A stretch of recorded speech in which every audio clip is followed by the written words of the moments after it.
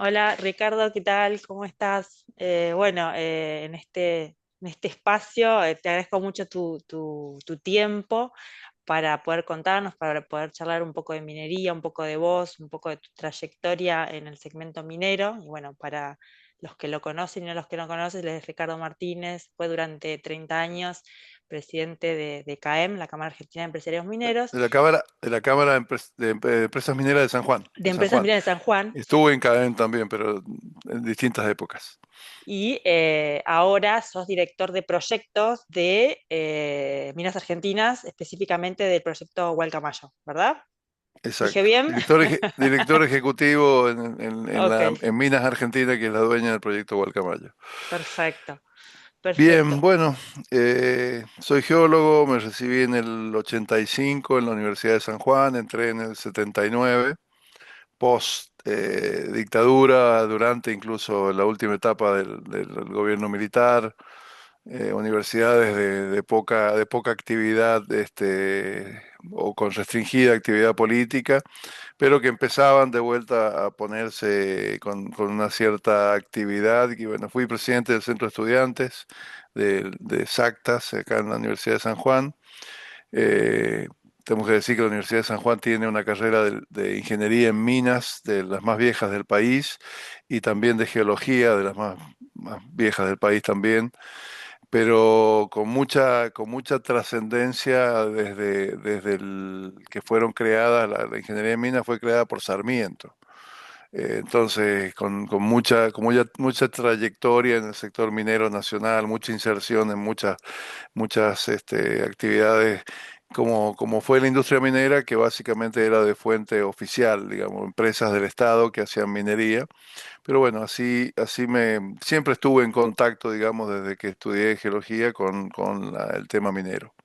Igualmente, Eh, digamos, ¿cómo se te dio por estudiar geología? Porque vos no venís de ese palo de tu familia, no, o no, no, para mi, nada. ¿Qué se mi te padre se ocurrió? ¿Por dedicaba, qué? mi padre se dedicaba a ventas en toda la zona rural de San Juan y bueno, por eso desde niño viajé por todo San Juan, La Rioja, digamos, en zonas cordilleranas. Y bueno, siempre me atrapó el tema de los colores de los cerros, por qué un cerro era rojizo, el otro verdoso y el otro amarillento. Ese tipo de cosas me los pregunté de siempre, y bueno, eso me despertó un poco la inquietud de conocer, de saber.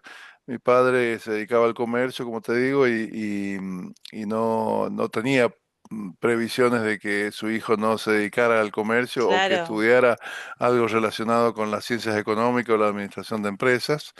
Eh, Estaba en la escuela de comercio yo, y me fui a un bachillerato normal, me ahorré un año y me recibí en el 78, el año del Mundial.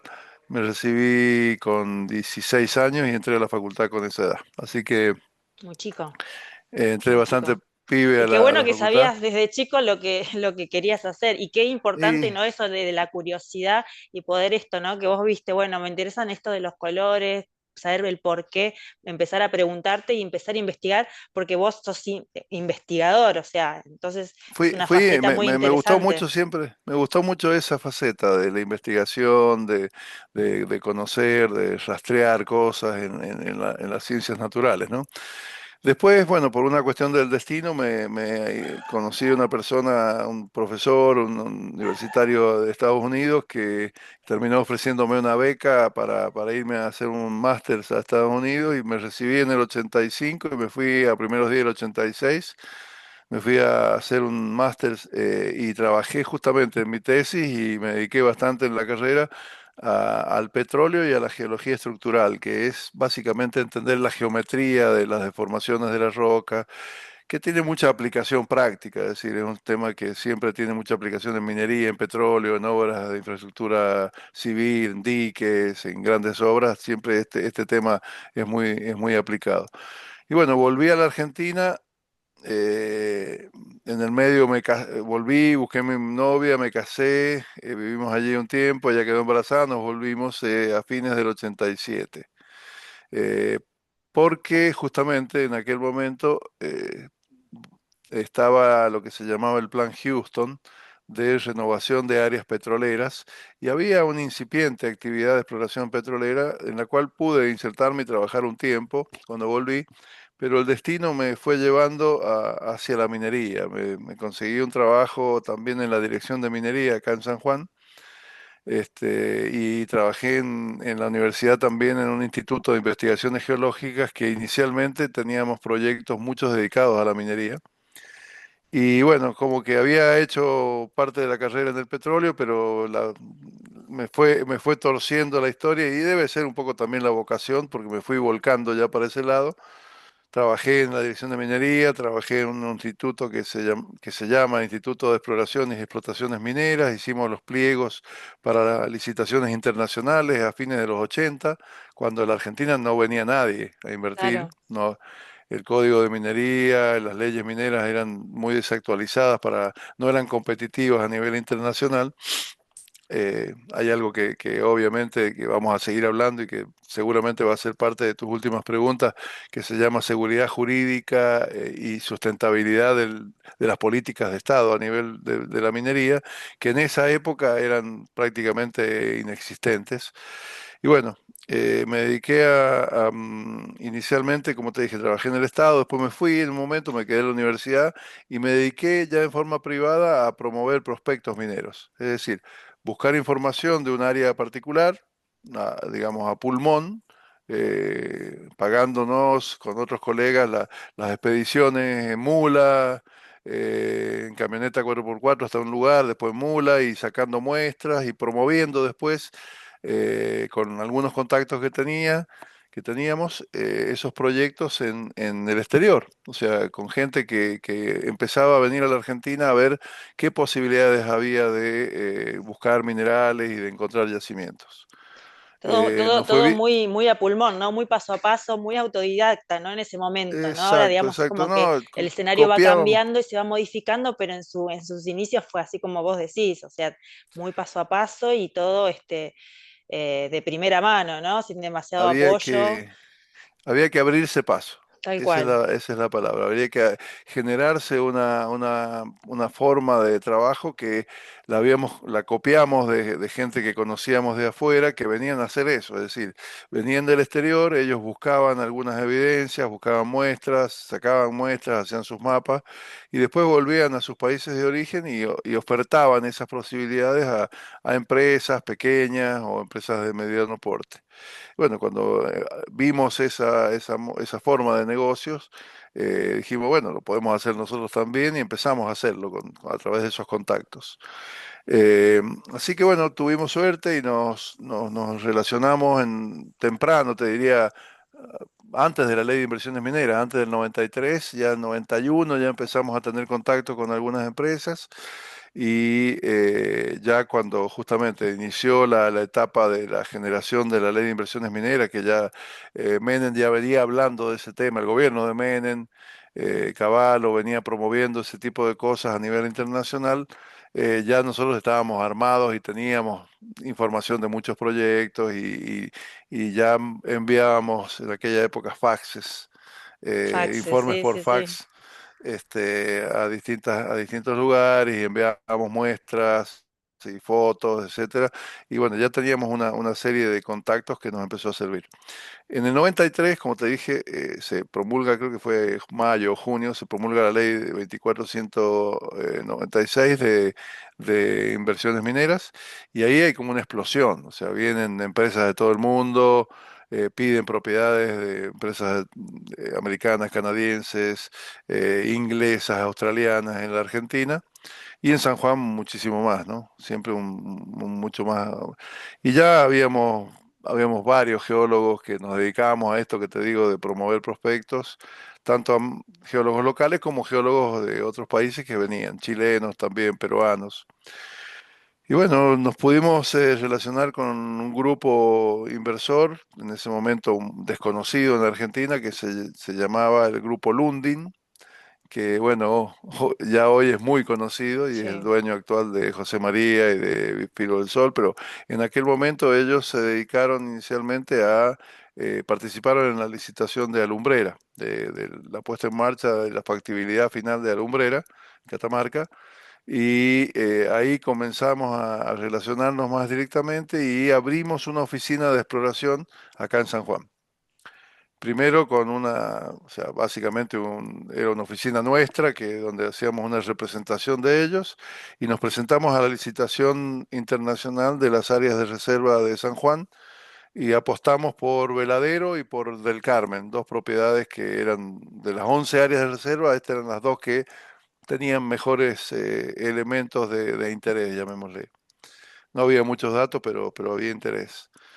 Y bueno, peleamos bastante porque se nos presentó a último momento, se presentó una empresa chilena que se llamaba Compañía Minera San José, que era filial de una canadiense que se llamaba LAC Minerals, y que en ese momento, no lo sabíamos, estaba siendo comprada por Barrick, eh, American Barrick se llamaba en ese momento la empresa que hoy se llama Barrick Gold, o Barrick Mining hoy. Y bueno, luchamos y peleamos bastante esa licitación, casi un año y medio, muchas impugnaciones legales por problemas de las ofertas, etcétera, entre sí, mutuas, hasta que en un momento el tema llegó a oídos del gobierno nacional. San Juan estaba intervenida, tenía una intervención del gobierno local, y nos llamaron de Casa de Gobierno Nacional, del Ministerio de Economía, nos llamó Cavallo y dijo, bueno, arréglense, como si fueran dos chicos peleando. Arréglense que el mes que viene, eso fue en agosto, en septiembre del 94, nos llamaron a un acto en la en la Casa Rosada, en Salón Blanco, y Menem nos otorgó las áreas, o sea, el gobierno nacional, la instancia del gobierno nacional, el gobierno provincial, nos otorgó las áreas a la empresa nuestra, pero en el mismo acto firmamos una sociedad con Barrick y nos quedamos cada uno en cabeza de cada área. Nosotros nos quedamos con Veladero. ¿Por qué elegimos Veladero? Cosa del destino, casi. Pero yo tenía siempre un mejor, como se dice en inglés, gut feeling, o una Claro, sensación en la panza que Veladero sí. tenía mejor La potencial. famosa intuición, ¿no? Que a veces es A tan veces no sabia, sabes ¿no? por qué, a Sí, veces no sabes por qué, pero algo te pica y te dice, anda para allá. A veces, muchas veces te equivocas, algunas veces te sale bien. Eh, de hecho, bueno, Barrick estuvo muchos años, ya ha estado hasta hace pocos años en Carmen y no se descubrió un yacimiento. Hay evidencias muy positivas, pero no se ha descubierto un yacimiento. Y nosotros al año más o menos de haber empezado, empezamos a tener pequeños descubrimientos que se empezó a formatear como después lo que fue un par de años después, un gran descubrimiento que dio pie al inicio de un estudio de factibilidad. En ese momento nos compró una empresa americana que se llamaba Homestake Mining. Esa empresa Homestake existía desde el año 1875 y nos compró en el año 2000, en el año 99 nosotros. Eh, y bueno, fue un desarrollo muy vertiginoso. En 2 años terminamos la factibilidad a mediados del 2001.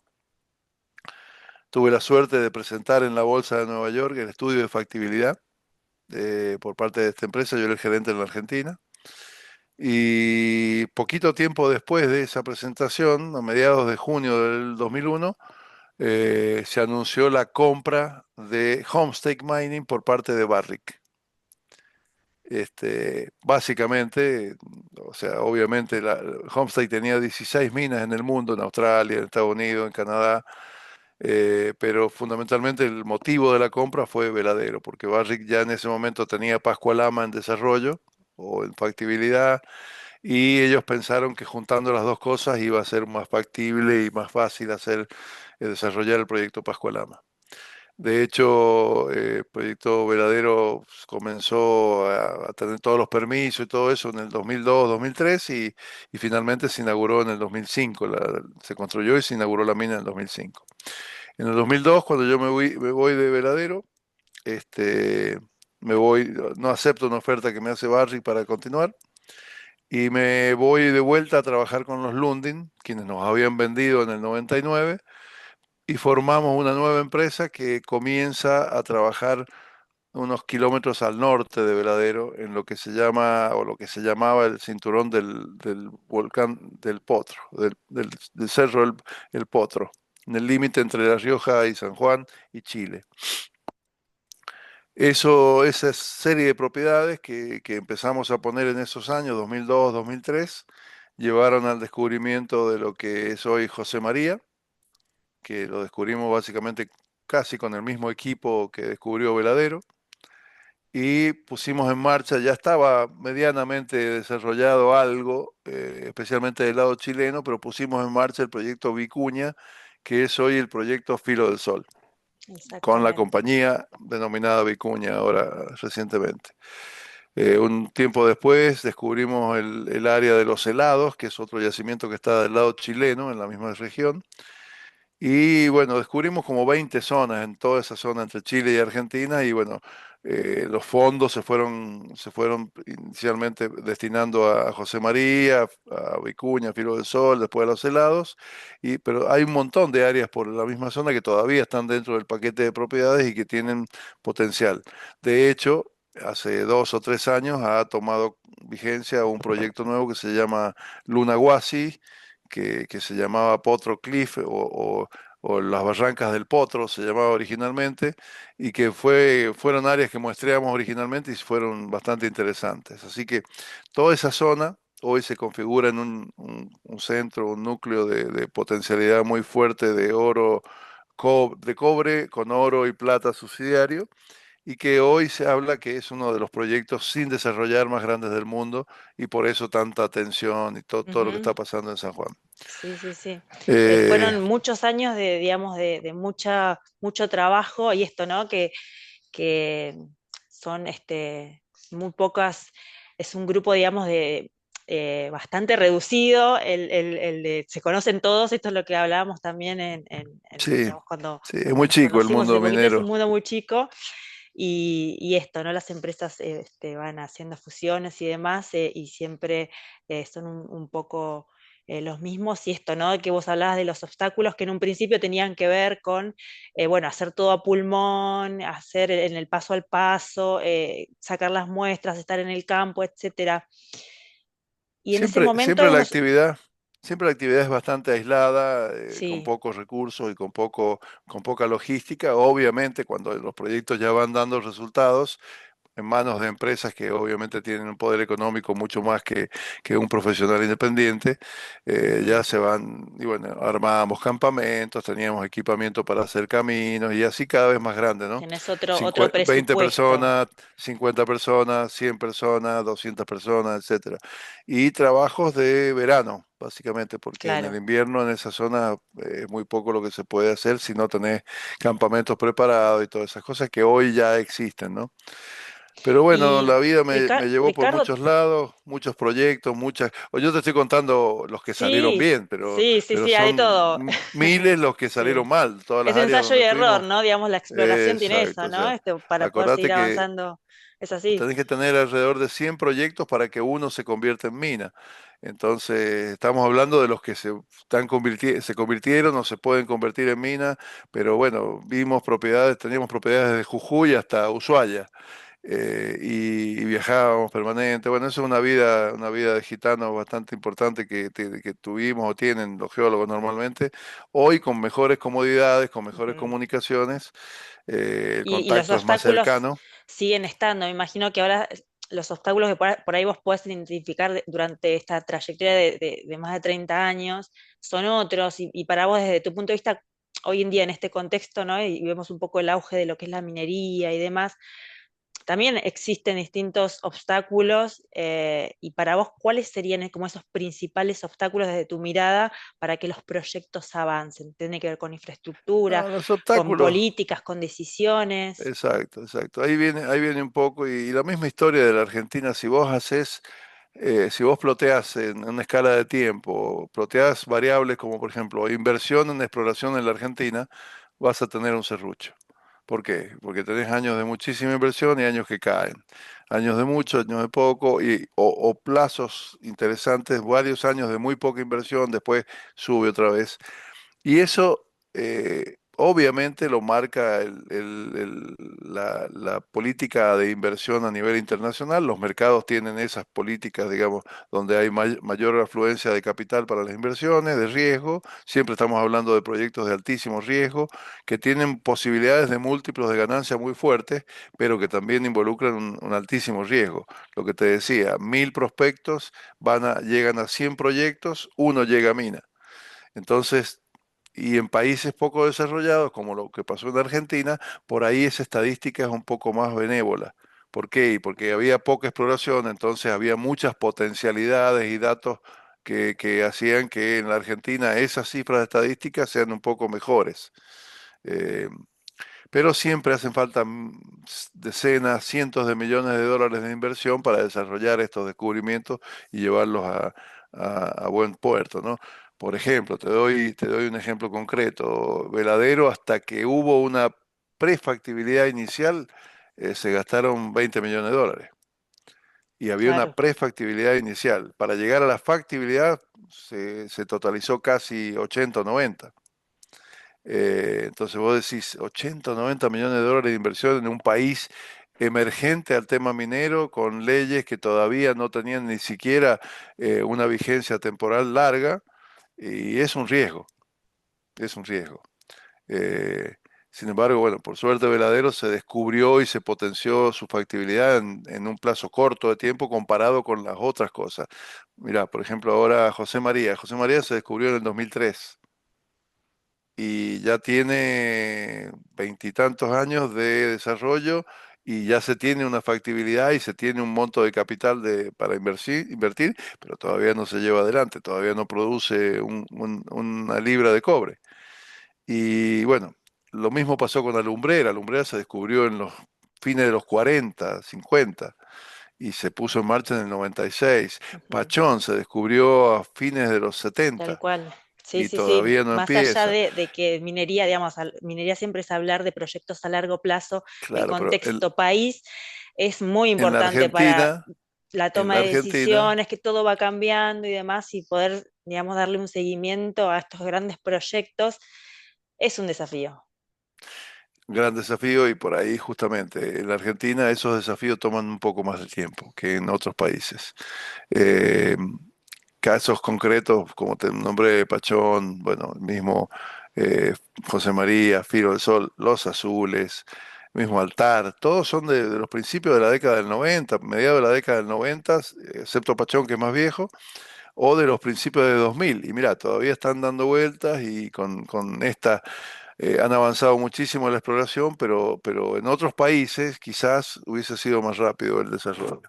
Pero bueno, nuestra política o nuestra sustentabilidad jurídica, nuestra seguridad jurídica siempre tiene muchos altibajos, si bien tenemos que decir, ponernos la mano en el corazón, que la minería dentro de todo ha tenido una política de Estado más o menos importante, pero a nivel de muchas provincias y a nivel de las conductas sociales, la Mm. minería ha tenido mucho antagonismo en la Argentina. Sí, sí, sí, Y sí. de hecho, hay provincias que todavía aún hoy se muestran totalmente reticentes al Sí, desarrollo minero.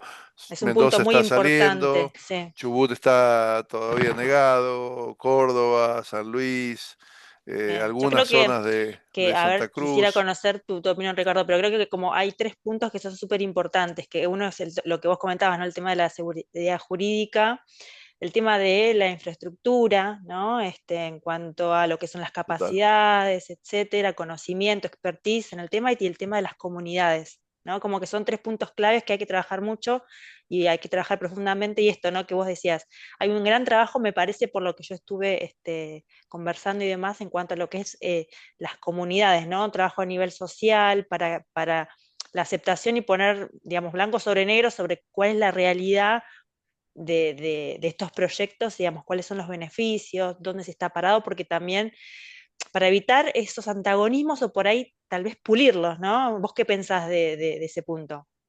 Y mira, mi desarrollo profesional, yo lo digo de una forma jocosa por ahí, pero para que se entienda bien es un buen ejemplo.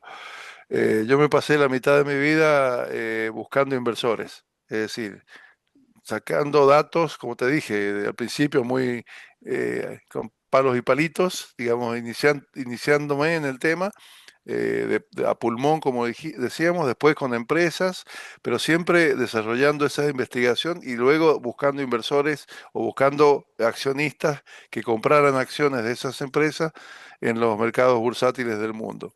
Y bueno, ese entrenamiento me enseñó a vender la Argentina, en el buen sentido de la palabra, vender proyectos en Argentina ante el mundo inversor. Entonces yo decía siempre jocosamente que me pasé toda la mitad de mi vida, la primera mitad, invitando a John Smith para que venga a invertir a la Argentina. Y desde hace muchos años, la segunda mitad de mi carrera, de los 40 años que llevo, la primera mitad de esa forma, y la segunda mitad haciendo aquello, o sea, haciendo lo mismo, pero también pidiéndole permiso a Juan Pérez para que lo deje entrar. Claro, Y eso es lo que estamos hablando, es la sustentabilidad y el desarrollo del negocio, donde hoy obviamente ese Juan Pérez está diversificado, tiene muchísima más preparación, sabe ser proveedor, sabe ser prestador de servicios, sabe tecnológicamente a qué se está sujetando la industria, tiene mucho más entrenamiento. Y el Juan Pérez público tiene muy poco conocimiento y piensa que la minería es una actividad específica de algunos países nada más y que en el resto del mundo no se desarrolla. Un gran error. O viene y dice que aquí vienen y se llevan todo y no dejan nada. Entonces hay que aprender a comunicar. Creo que ese es el principal activo que hemos ido incorporando los técnicos en minería durante muchos años. Nos ha costado mucho, nos hemos roto la cabeza muchas veces diciendo cosas mal dichas o no diciéndolas en la mejor forma o educadamente en la faz de comunicación. Ahí han aparecido gente como vos, gente como muchos comunicadores que empiezan a dotarse del conocimiento básico técnico social de la minería, de la inserción de la gente, del medio social donde se desarrolla la minería y que nos van ayudando a hacer esta cultura minera que lamentablemente la Argentina nunca tuvo.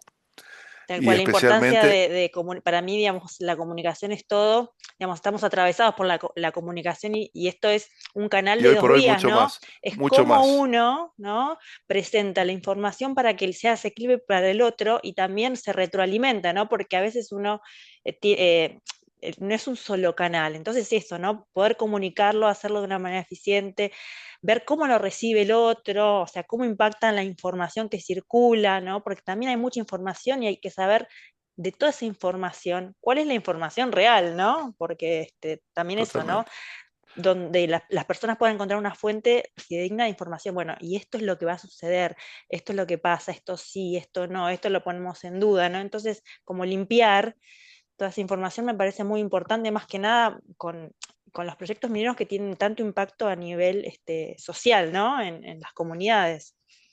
Bueno, hoy por hoy todos los departamentos de comunicación o de prensa de los proyectos mineros tienen esa ardua tarea que vos estás describiendo.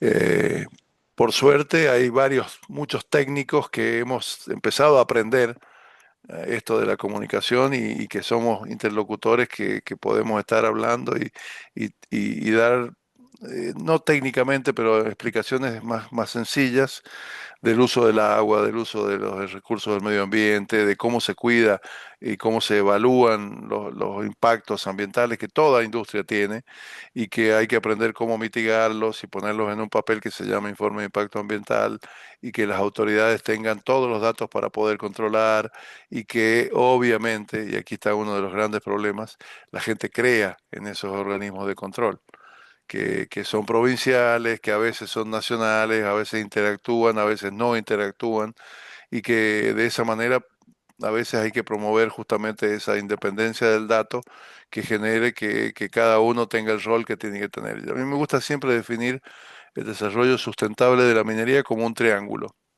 donde un vértice es la empresa, otro vértice es la sociedad y el otro vértice es el Estado. Y nadie puede cambiar de vértice. Cuando el Estado se convierte en interlocutor entre la empresa y la sociedad, ya no es un vértice, ya se está metiendo en la mitad del diálogo y abandona su rol. El Estado tiene que ser contralor y dar total garantía del control. Cuando el Estado se convierte en más que contralor, en promotor, empieza a generar muchas dudas en la relación sociedad-empresa. Cuando la sociedad se involucra con los proyectos y se mete dentro de las empresas también, o la empresa dentro de la sociedad, también empiezan a vulnerarse esos vértices. Entonces, el triángulo ese tiene que ser bastante ubicuo y guardar con mucho celo los roles de cada lado. Eso es lo que pasa en muchos países desarrollados donde se han aprendido a mantener esos roles y a mantener la independencia entre esos vértices. Y eso es lo que garantiza justamente la sustentabilidad y un círculo virtuoso donde cada uno guarda su rol y lo mantiene y lo respeta. Así que creo que esa es la base del Sí, desarrollo. Obviamente en ese triángulo, adentro de ese triángulo gira la comunicación, que es transversal a todo, como vos decías recién. Entonces, buena comunicación, buena información, información fidedigna, escrita, firmada, auditada, es la que realmente debe llegar y lo más transparente y lo más simple posible para que la gente lo entienda. perfecto. Me quedo con esa idea, ¿no? De poder, digamos, hacer un balance entre este triángulo, ¿no? Empresa, me lo anoté, mira, porque me quedó como un punto súper importante, ¿no? Empresa, sociedad y Estado, ¿no? Y encontrar ese balance y que sea claro para todos. Así que, bueno, para ir cerrando esta charla que tuvimos, Ricardo, me gustaría porque hay muchas iniciativas de parte de universidades, de parte de distintas empresas para capacitar a las personas que quieran o que se sientan, digamos, llamadas a estudiar minería, logística, supply chain, lo que fuera vinculado al segmento minero. Y desde tu punto de vista, ¿no? Y de todo este camino recorrido, ¿cuál será tu mensaje para esos chicos, esos jóvenes que quieran iniciarse en el camino, que obviamente que no es fácil y que tal vez tienen muchas expectativas? ¿Qué les recomendás? ¿Cuáles serían, digamos, tu consejo para esas personas que quieren incursionar en el mundo minero? Mira, lo primero es que se nutran de información y fundamentalmente que sigan su vocación. Si realmente la información con la que inician el contacto con una industria como la nuestra, primero y principal ya los mineros no son especialistas en geología o especialistas en minas. Hoy los mineros son licenciados en administración, licenciados en psicología, licenciados en comunicación social, licenciados en logística, etcétera, etcétera, etcétera. O sea, hoy el minero ya no es una persona que solamente se dedica a la cuestión técnica minera, sino que está en todo en este triángulo, está envuelto en ese desarrollo que hablamos del triángulo. Con lo cual hay muchísimas profesiones que están dedicadas a la minería. Pero hablemos del técnico dedicado a la minería, a la geología, a la ingeniería de minas, tiene que despertar una pasión.